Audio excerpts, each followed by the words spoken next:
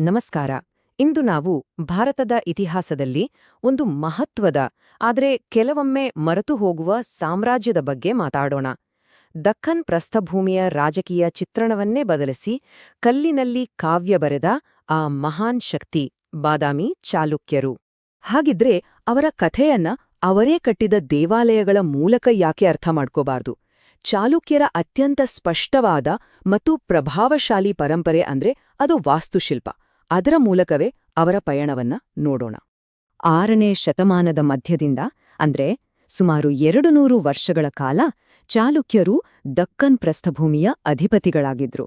ಇವತ್ತಿನ ಕರ್ನಾಟಕ, ಮಹಾರಾಷ್ಟ್ರ ಮತ್ತು ಆಂಧ್ರಪ್ರದೇಶದ ದೊಡ್ಡ ಭಾಗಗಳನ್ನ ಆಳಿದ ಅವರ ಪ್ರಭಾವ ಇವತ್ತಿಗೂ ಅಚ್ಚಳಿಯದೇ ಉಳಿದಿದೆ.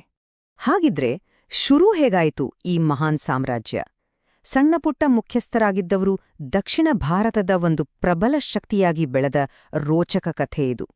ಇವರನ್ನ ಇತಿಹಾಸದಲ್ಲಿ ಬಾದಾಮಿಯ ಚಾಲುಕ್ಯರು ಅಂತಾನೆ ಗುರುತಿಸಲಾಗತ್ತೆ. ಯಾಕಂದ್ರೆ ಇವರ ರಾಜಧಾನಿ ನಮ್ಮ ಬಾಗಲಕೋಟೆ ಜಿಲ್ಲೆಯಲ್ಲೇ ಇರೋ ಬಾದಾಮಿ, ಅಂದಿನ ಭವ್ಯ ವಾತಾಪಿ. ಎಲ್ಲವೂ ಆರಂಭವಾಗಿದ್ದು ಜಯಸಿಂಹನಿಂದ. ಆದ್ರೆ ಚಾಲುಕ್ಯರ ಸಾರ್ವಭೌಮತ್ವಕ್ಕೆ ನಿಜವಾದ ಅಡಿಪಾಯ ಹಾಕಿದ್ದು ಅವನ ಮೊಮ್ಮಗ 1ನೇ ಪುಲಕೇಶಿ. ಆಗಿನ ಪ್ರಬಲ ಕದಂಬರನ್ನ ಸೋಲಿಸಿ ವಾತಾಪಿಯನ್ನ ತನ್ನ ರಾಜಧಾನಿಯನ್ನಾಗಿ ಮಾಡ್ಕೊಂಡ ಕ್ಷಣ ಇದೆಯಲ್ಲ, ಅದು ಚಾಲುಕ್ಯರ ಇತಿಹಾಸದ ಒಂದು ದೊಡ್ಡ ಟರ್ನಿಂಗ್ ಪಾಯಿಂಟ್. ಈಗ ನಾವು ಮಾತಾಡ್ತಿರೋದು ಚಾಲುಕ್ಯರ ಮನೆತನದ ಸೂಪರ್ಸ್ಟಾರ್ ಬಗ್ಗೆ. ಇವರ ಆಳ್ವಿಕೆಯಲ್ಲೇ ಚಾಲುಕ್ಯ ಸಾಮ್ರಾಜ್ಯ ತನ್ನ ಗರಿಷ್ಠ ಮಟ್ಟವನ್ನ ತಲುಪಿದ್ದು. ಇಮ್ಮಡಿ ಪುಲಕೇಶಿಯ ಹೆಸರು ಬರೀ ಭಾರತಕ್ಕೆ ಸೀಮಿತವಾಗಿರಲಿಲ್ಲ, ಅದು ದೂರದ ಪರ್ಷಿಯಾದವರೆಗೂ ಹಬ್ಬಿತ್ತು. ಅಲ್ಲಿನ ರಾಜ 2ನೇ ಖುಸ್ರು ತನ್ನ ರಾಯಭಾರಿಯನ್ನ ಪುಲಕೇಶಿಯ ಆಸ್ಥಾನಕ್ಕೆ ಕಳುಹಿಸಿದ್ದ. ಈ ಐತಿಹಾಸಿಕ ಭೇಟಿಯ ಚಿತ್ರಣ ಅಜಂತಾದ ಗುಹಾಚಿತ್ರಗಳಲ್ಲಿ ಇವತ್ತಿಗೂ ಜೀವಂತವಾಗಿದೆ. ಒಂದ್ಸಲ ಕಲ್ಪನೆ ಮಾಡ್ಕೊಳ್ಳಿ, ಉತ್ತರ ಭಾರತವನ್ನೆಲ್ಲ ಗೆದ್ದಿದ್ದ ಮಹಾನ್ ಹರ್ಷವರ್ಧನ ದಕ್ಷಿಣದ ಕಡೆ ನುಗ್ಗಿ ಬಾರ್ತಿದ್ದಾನೆ. ಆದ್ರೆ ನರ್ಮದಾ ನದಿ ತೀರದಲ್ಲಿ ಅವನಿಗೆ ಒಂದು ಗೋಡೆ ಸಿಕ್ತು. ಆ ಗೋಡೆ ಬೇರೆ ಯಾರೂ ಅಲ್ಲ, ನಮ್ಮ ಇಮ್ಮಡಿ ಪುಲಕೇಶಿ. ಈ ಒಂದು ಗೆಲುವು ದಕ್ಷಿಣ ಮತ್ತು ಉತ್ತರ ಭಾರತದ ನಡುವೆ ಒಂದು ಸ್ಪಷ್ಟ ಗಡಿಯನ್ನೇ ನಿರ್ಮಿಸಿಬಿಡ್ತು.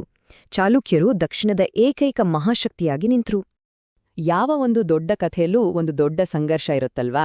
ಚಾಲುಕ್ಯರ ಕಥೆಯಲ್ಲೇ ಆ ಸಂಘರ್ಷ ಅಂದ್ರೆ ಪಲ್ಲವರ ಜೊತೆಗಿನ ಅವರ ತಲೆಮಾರುಗಳ ವೈರತ್ವ. ಆಗ ದಕ್ಷಿಣ ಭಾರತದಲ್ಲಿ 2 ದೊಡ್ಡ ಪವರ್ ಹೌಸ್ಗಳು ಇದ್ದುವು. ಒಂದು ಕಡೆ ದಖ್ಖನ್ ಪ್ರಸ್ಥಭೂಮಿಯಲ್ಲಿ ವಾತಾಪಿಯನ್ನಾಡುತ್ತಿದ್ದ ಚಾಲುಕ್ಯರು, ಇನ್ನೊಂದು ಕಡೆ ತಮಿಳುನಾಡಿನಲ್ಲಿ ಕಂಚಿಯನ್ನಾಡುತ್ತಿದ್ದ ಪಲ್ಲವರು. ಇಮ್ಮಡಿ ಪುಲಕೇಶಿ ಮತ್ತು ಪಲ್ಲವ ದೊರೆ 1ನೇ ನರಸಿಂಹವರ್ಮರ ನಡುವಿನ ವೈಯಕ್ತಿಕ ದ್ವೇಷ 2 ಸಾಮ್ರಾಜ್ಯಗಳ ನಡುವಿನ ಶತಮಾನಗಳ ಸಂಘರ್ಷಕ್ಕೆ ನಾಂದಿ ಹಾಡಿತು. ಆದ್ರೆ 642ರಲ್ಲಿ ಕಥೆ ಪೂರ್ತಿ ಉಲ್ಟಾ ಹೊಡಿತು.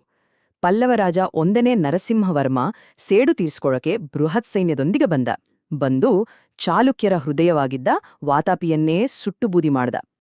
ಅದಕ್ಕಿಂತ ದೊಡ್ಡ ದುರಂತ ಅಂದೆ, ಆ ಯುದ್ಧದಲ್ಲಿ ಚಾಲುಕ್ಯರ ಹೆಮ್ಮೆಯ ಪುಲಕೇಶಿಯನ್ನೇ ಕಾಯ್ದುಕೊಂಡ್ರು. ಅಷ್ಟೇ, ಚಾಲುಕ್ಯ ಸಾಮ್ರಾಜ್ಯ ದಿಕ್ಕಾಪಾಲಾಯ್ತು. ಸುಮಾರು 13 ವರ್ಷಗಳ ಕಾಲ ಅರಾಜಕತೆ ತಾಂಡವವಾಡಿತು. ಈ ಗೆಲುವಿನ ನೆನಪಿಗಾಗಿ ನರಸಿಂಹವರ್ಮನು ವಾತಾಪಿಕೊಂಡ ಅಂತ ಬಿರುದು ತಗೊಂಡ. ಅಂದರೆ ವಾತಾಪಿಯನ್ನ ಗೆದ್ದವನು ಅಂತ. ಇದು ಚಾಲುಕ್ಯರಿಗೆ ಮಾಡಿದ ದೊಡ್ಡ ಅವಮಾನ. ಎಲ್ರೂ ಅಂದ್ಕೊಂಡ್ರು ಚಾಲುಕ್ಯರ ಕಥೆ ಮುಗೀತು ಅಂತ. ಆದ್ರೆ ಕಥೆ ಎಲ್ಲಿಗೆ ಮುಗಿದಿರ್ಲಿಲ್ಲ. ಇದು ಬರೀ ಇಂಟರ್ವಲ್. ನಿಜವಾದ ಸೇಡಿನ ಕಥೆ ಈಗ ಶುರುವಾಗ್ಬೇಕಿತ್ತು. ಚಾಲುಕ್ಯರು ಬರೀ ಯುದ್ಧ ಮಾಡೋದ್ರಲ್ಲಿ ನಿಸ್ಸೀಮರಾಗಿರ್ಲಿಲ್ಲ. ಅವರು ಕಲ್ಲನ್ನ ಕಾವ್ಯವಾಗಿಸೋ ಕಲೆಗಾರರೂ ಆಗಿದ್ರು. ಅವರ ಸೇಡು, ಅವರ ಗೆಲುವು ಎಲ್ಲವೂ ಸೇರಿ ದಕ್ಷಿಣ ಭಾರತದ ವಾಸ್ತುಶಿಲ್ಪಕ್ಕೆ ಒಂದು ಹೊಸ ದಾರಿ ತೋರಿಸ್ತು. ಸೇಡಿನ ಸಮಯ ಬಂದೇ ಬಂತು. ಇಮ್ಮಡಿ ವಿಕ್ರಮಾದಿತ್ಯನ ನೇತೃತ್ವದಲ್ಲಿ ಚಾಲುಕ್ಯ ಸೈನ್ಯವು ಪಲ್ಲವರ ರಾಜಧಾನಿ ಕಂಚಿಯವರೆಗೂ ಹೋಗಿ ಹಳೇ ಲೆಕ್ಕವನ್ನ ಚುಕ್ತಾ ಮಾಡಿತು. ಇತಿಹಾಸದ ಚಕ್ರ ಈಗ ಪೂರ್ತಿಯಾಗಿ ತಿರುಗಿತ್ತು. ಪಲ್ಲವರು ವಾತಾಪಿಕೊಂಡ ಅಂತ ಹೆಮ್ಮೆಪಟ್ಟಿದ್ರಲ್ವಾ, ಅದಕ್ಕೆ ಉತ್ತರವಾಗಿ ವಿಕ್ರಮಾದಿತ್ಯನು ಕಂಚಿಕೊಂಡ ಅಂತ ಬಿರುದು ತಗೊಂಡ. ಅಂದ್ರೆ ಕಂಚಿಯನ್ನ ಗೆದ್ದವನು ಅಂತ. ಇದೊಂದು ಪರ್ಫೆಕ್ಟ್ ರಿವೆಂಜ್ ಅಲ್ವಾ? ಚಾಲುಕ್ಯರ ನಿಜವಾದ ಪವರ್ ಇರೋದು ಅವರ ದೇವಸ್ಥಾನಗಳಲ್ಲಿ. ಐಹೊಳೆಯನ್ನ ಅವರ ಆರ್ಕಿಟೆಕ್ಚರ್ ಸ್ಕೂಲ್ ಅಂತ ಕರಿಬೋದು. ಅಲ್ಲಿ ಬೇರೆ ಬೇರೆ ಸ್ಟೈಲ್ಸ್ ಟ್ರೈ ಮಾಡಿದ್ರು. ಆಮೇಲೆ ಬಾದಾಮಿಯಲ್ಲಿ ಬಂಡೆಗಳನ್ನೇ ಕೊರೆದು ಅದ್ಭುತ ಗುಹೆಗಳನ್ನ ಮಾಡಿದ್ರು. ಫೈನಲಿ ಪಟ್ಟದಕಲ್ಲಿಗೆ ಬಂದು ನಾರ್ತ್ ಇಂಡಿಯಾದ ನಾಗರ ಸ್ಟೈಲ್, ಸೌತ್ ಇಂಡಿಯಾದ ದ್ರಾವಿಡ ಸ್ಟೈಲ್ ಎರಡನ್ನೂ ಮಿಕ್ಸ್ ಮಾಡಿ ಒಂದು ಹೊಸ ತಮ್ಮದೇ ಆದ ವೇಸರ ಸ್ಟೈಲನ್ನ ಹುಟ್ಟಾಕಿದ್ರು. ಅವರ ಕೊಡುಗೆ ಕೇವಲ ಕಲ್ಲಿಗೆ ಸೀಮಿತವಾಗಿರಲಿಲ್ಲ. ಅವರೇ ನೋಡಿ ಕನ್ನಡಕ್ಕೆ ರಾಜಮನ್ನಣೆ ಕೊಟ್ಟಿದ್ದು. ಅದಷ್ಟೇ ಅಲ್ಲ, ದಖ್ಖನ್ ಪ್ರಸ್ಥಭೂಮಿಯನ್ನ ಒಂದೇ ಆಡಳಿತದಡಿ ತಂದ ಮೊದಲಿಗರು ಕೂಡ ಇವರೇ. ಎಲ್ಲಾ ದೊಡ್ಡ ಸಾಮ್ರಾಜ್ಯಗಳ ಹಾಗೆ ಚಾಲುಕ್ಯರ ಯುಗಕ್ಕೂ ಒಂದು ಕೊನೆ ಇತ್ತು. ಅದು ಹೇಗ್ಬಂತು ಅಂತ ನೋಡೋಣ. ಇದೊಂದು ತರ ಐರನಿ ಅಲ್ವಾ? ಚಾಲುಕ್ಯರನ್ನ ಸೋಲಿಸಿದ್ದು ಬೇರೆ ಯಾರೂ ಅಲ್ಲ, ಅವರ ಕೆಳಗೆ ಕೆಲಸ ಮಾಡ್ತಿದ್ದ ರಾಷ್ಟ್ರಕೂಟರು. ಅವರೇ ಶಕ್ತಿಶಾಲಿಯಾಗಿ ತಮ್ಮ ರಾಜರನ್ನೇ ಸೋಲಿಸಿ ಹೊಸ ಸಾಮ್ರಾಜ್ಯ ಕಟ್ಟಿದ್ರು. ಹೀಗೆ 200 ವರ್ಷಗಳ ಒಂದು ಅದ್ಭುತ ಆಳ್ವಿಕೆ ಕೊನೆಗೊಳ್ತು. ರಾಜಕೀಯವಾಗಿ ಚಾಲುಕ್ಯರ ಆಟ ಮುಗೀತು, ನಿಜ. ಆದ್ರೆ ಅವರ ಪರಂಪರೆ ಇದೆಯಲ್ಲ, ಅದು ಇವತ್ತಿಗೂ ಜೀವಂತವಾಗಿದೆ. ಅವರು ಕಟ್ಟಿದ ದೇವಾಲಯಗಳು, ಅವರು ಬೆಳೆಸಿದ ಸಂಸ್ಕೃತಿ ನಮ್ಮ ಜೊತೆ ಇವತ್ತಿಗೂ ಮಾತಾಡುತ್ತೆ. ಹಾಗಾದ್ರೆ ಕೊನೆಯದಾಗಿ ಈ ಒಂದು ಪ್ರಶ್ನೆ ಕೇಳೋಣ.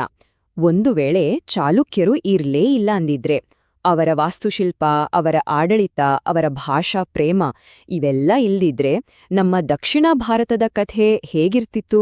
ಯೋಚನೆ ಮಾಡ್ಬೇಕಾದ ವಿಷಯ ಅಲ್ವಾ?